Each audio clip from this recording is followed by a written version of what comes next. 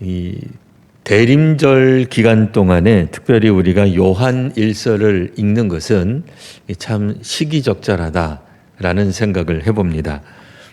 물론 모든 성경 구절 안에서 예수 그리스도로 향하는 하나님의 사랑, 또 하나님의 백성을, 또 세상을 향한 하나님의 사랑을 우리가 읽고 또 묵상할 수 있지만, 특별히 요한 일서는 이 육체로 오신 예수 그리스도, 그러니까 예수께서 그리스도로 오셨다라고 하는 것에 대한 초대교회 안에 있었던 몇 가지 갈등들을 다루고 있기 때문에 더욱더 예수님 오심을 기다리는 이 대림절 상황과는 잘 맞는다라고 볼 수 있습니다.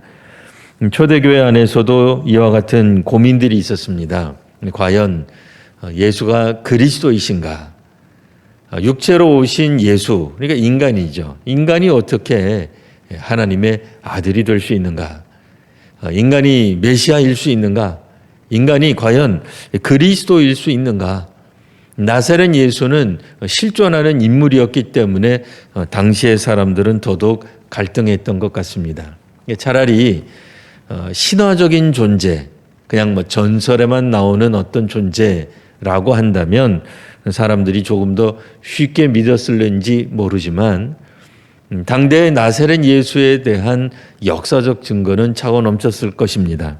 오늘날 우리로서는 2000년 전에 예수님이 나사렛을 중심으로 활동했다는 역사적 증거는 찾기 어렵죠.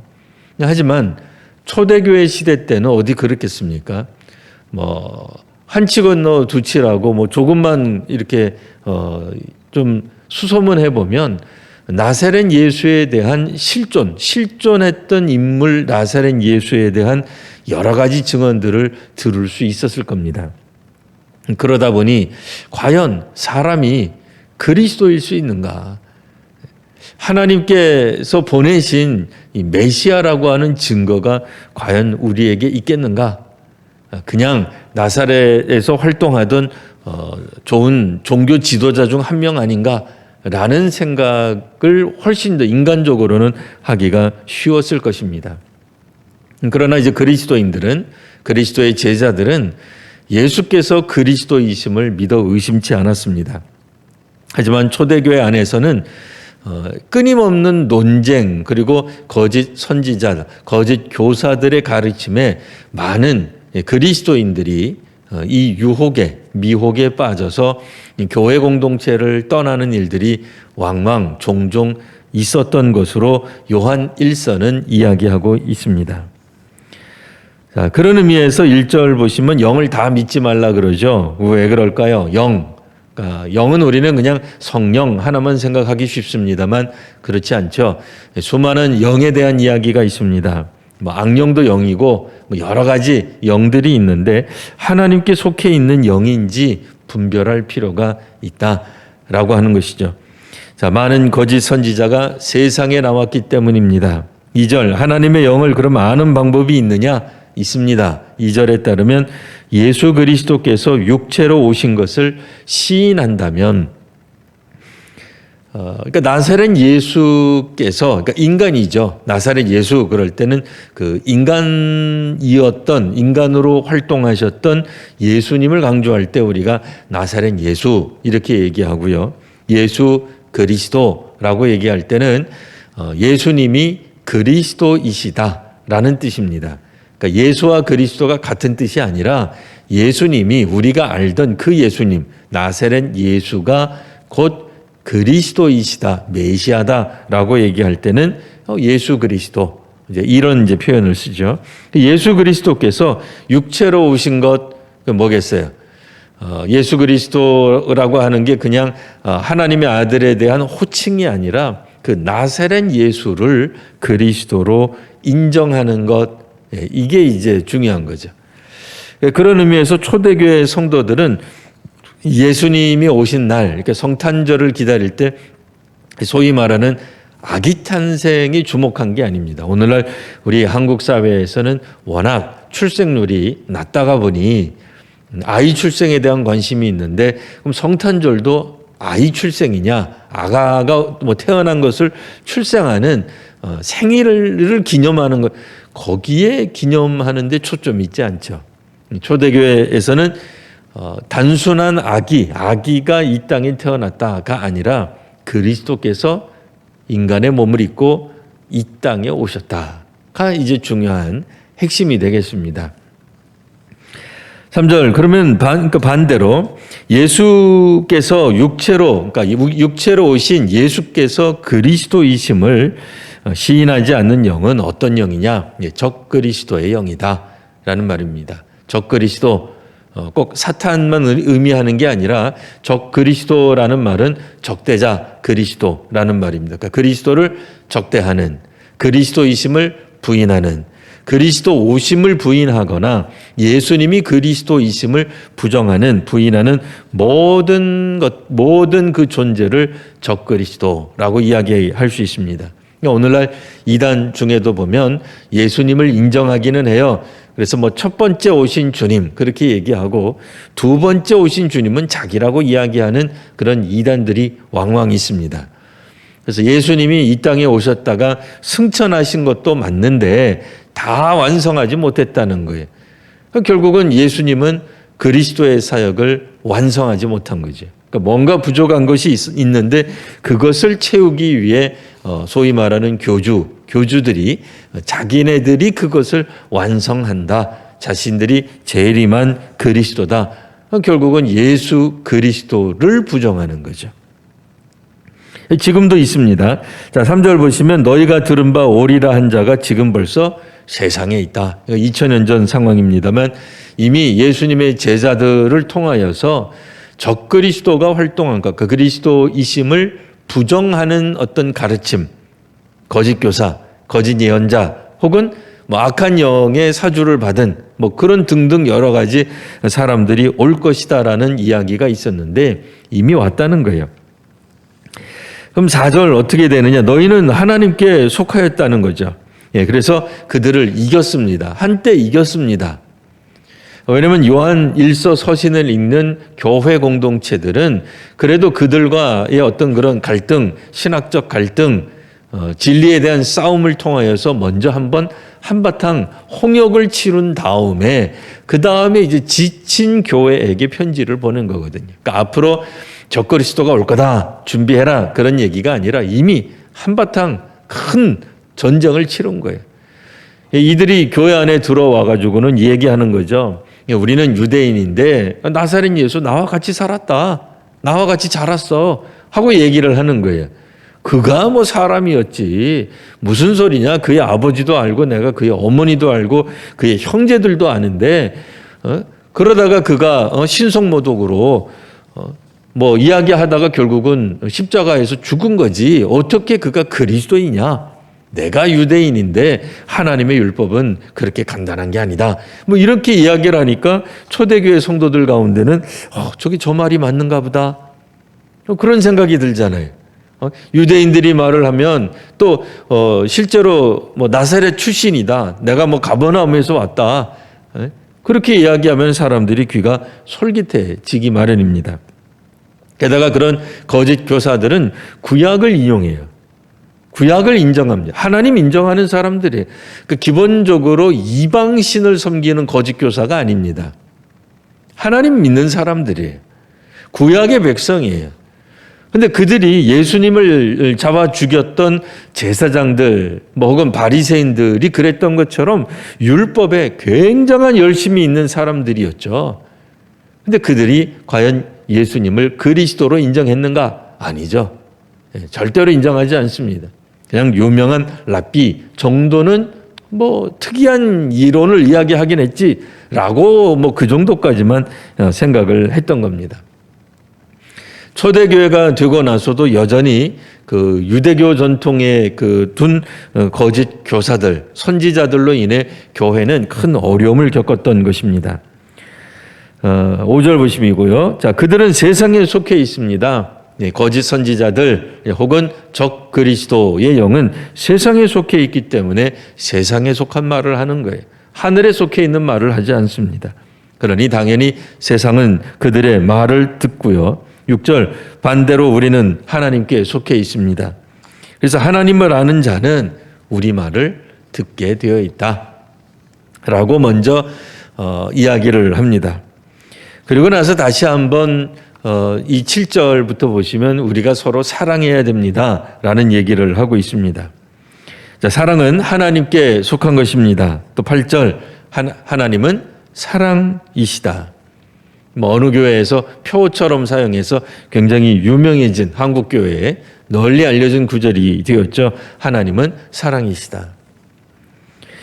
자, 그러면 이 하나님이 사랑이시다라고 하는 말을 어떻게 우리가 이해를 해야 될까요? 그러니까 사랑 그 자체이신데, 하나님이 사랑 그 자체라는 말인데 어떤 의미에서 사랑이라고 하는 건가? 우리가 왜 서로 사랑해야 되는가? 그 근거에 대해서 9절, 10절 다시 한번 살펴보겠습니다. 9절 하나님의 사랑은 우리에게 이렇게 나타났습니다. 독생자를 세상에 보내시어 우리를 살리려 하신 겁니다. 하나님의 아들 독생자, 그게 누구냐? 나사렛 예수.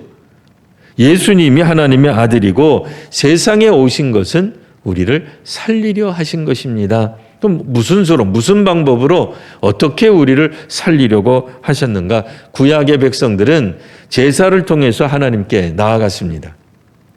그들이 죄를 짓고 이 죄를 해결하기 위해서 하나님 앞에 제사를 드렸죠. 다양한 여러 가지 형태, 여러 가지 형식의 제사를 드렸는데 그 제사를 드릴 때 공통적인 것 중에 하나가 희생 제물을 가지고 갔습니다. 반드시 기본적으로 제물을 가지고 갔어요. 물론 이제 곡식류를 드리기도 하고 포도주 같은 것들로 드리기도 했습니다만 기본적으로 보통 속죄제를 드릴 때는 나의 죄를 속하는 것, 하나님 앞에 온전히 헌신하고 온전히 하나님께 드리는 번제라든지 속죄제를 드릴 때는 반드시 희생제사, 희생제물, 곧 짐승을 죽여서 그 목숨을, 생명을 드리고 그 대신에 우리의 생명을, 우리가 죄사함을 받았던 것이죠. 이게 이제 구약의 제사의 원형이죠. 그래서 하나님 앞에 나아가는 모든 제사자는 제물에게 자신의 죄를 전가시켰습니다.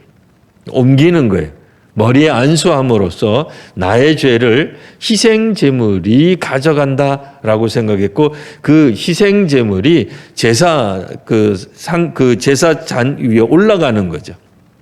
네, 제사상 위에 올라가서 번제도 되고 화목제도 되고 또 속죄제물로 드려지게 될 때에 그 희생을 우리 대신 하게 되는 겁니다.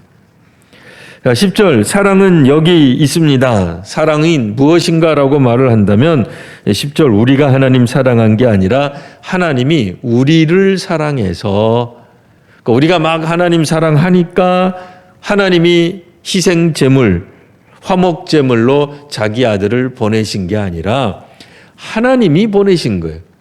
그러니까 결국 우리가 예수 그리스도를 믿는다라고 하는 것은 하나님의 행동을 믿는 거예요. 하나님이 하신 사랑의 행위를 믿는 겁니다. 그러니까 우리가 하나님을 이것 이모저모로 따져보아서 믿는다. 정말 하나님 사랑이구나. 그런 게 아니죠. 아닙니다. 하나님이 우리를 사랑해서 그의 아들을, 우리의 죄를 속하기 위해 화목제물로 그 아들, 자기 아들을 보내셨다고 하는 것을 믿는 것. 그게 믿음의, 우리 기독교적 믿음의 출발입니다. 그래서 이제 우리가 서로 사랑하자라고 이야기할 때에 왜 서로 사랑해야 되겠어요? 하나님의 사랑이 우리에게 먼저 부어졌기 때문에 그 사랑에 기인하여 사랑하자는 겁니다. 그냥 보통 사람들이 말하는 것처럼 기독교는 사랑의 종교이니 이것저것 할 것 없이 다 사랑해야 된다. 사람들의 죄도 사랑하고 부족한 것도 사랑하고 범죄도 사랑하고, 그러니까 그렇게 물론 여러 가지 것들에 우리가 사랑이라는 단어를 사용할 수 있겠습니다만 이제 그런 어떤 그런 세상적인 사랑, 또 요즘은 기독교적인 소위 말하는 복음을 증거하면 사람들이 싫어합니다. 그래서 내일 모레 성탄절이 되어도 예수님이 이 땅에 우리의 죄를 이제 사하시기 위해서 하나님이 예수님을 그리스도로 화목제물로 보내셨습니다. 라고 하는 주제를 가진 영화는 안 나와요. 뭐가 나와요? 그냥 가족 사랑. 뭐 이런 것만 나오는 거예요. 뭐 나라 사랑. 근데 보통 이제 그 성탄절 때는 뭐 거의 뭐 가족 간의 사랑으로 그냥 끝나는 그냥 그 절기가 그냥 겨울이고 크리스마스 나오고 뭐 대충 그러다가 뭐 이웃 간의 사랑을 뭐 회복하거나 가족 간의 사랑을 회복하는 것으로 그냥 거기서 끝나는 거예요. 하나님이 우리를 사랑하셨다. 그 사랑하신 방법이 뭐냐? 나사렛 예수를 보내셨고 특별히 일단은 유대인들이 더 많이 이해하기가 쉬웠죠. 구약의 제사를 드렸던 사람들 입장에서는 물론 단번에 제사 드린 바 되는 사람이 희생제물이 되는 것, 속죄제물 혹은 화목제물이 되는 것이 도무지 이해하기 어렵겠으나 구약의 제사는 폐하고 구약의 제사는 지금 우리는 드리지 않습니다. 물론 유대인들은 드리지만 우리는 드리지 않습니다. 그리고 이제 새로운 하나님의 사랑하시는 방식, 그러니까 곧 사람이 죄 지은 사람이 하나님께 나아가는 방식, 새로운 방법을 예수님을 통해 하나님께 나아갈 수 있다는 것을 보통 이제 그것을 이제 인정하기가 어려운 거죠.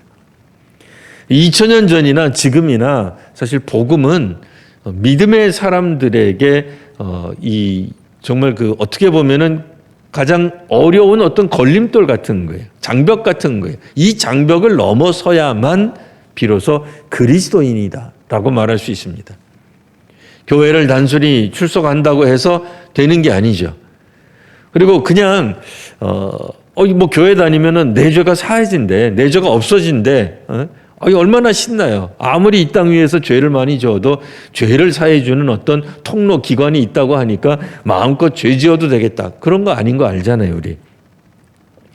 하나님이 이 땅에 그의 아들을 보내시고 그 아들이 우리를 위해 자신의 몸을 희생하신 그 사랑을 생각하며 나아가는, 하나님을 사랑하고 또 이웃을 사랑하고 세상을 사랑하는 그 기초 방식이 하나님의 사랑에 기초하고 있는 거죠.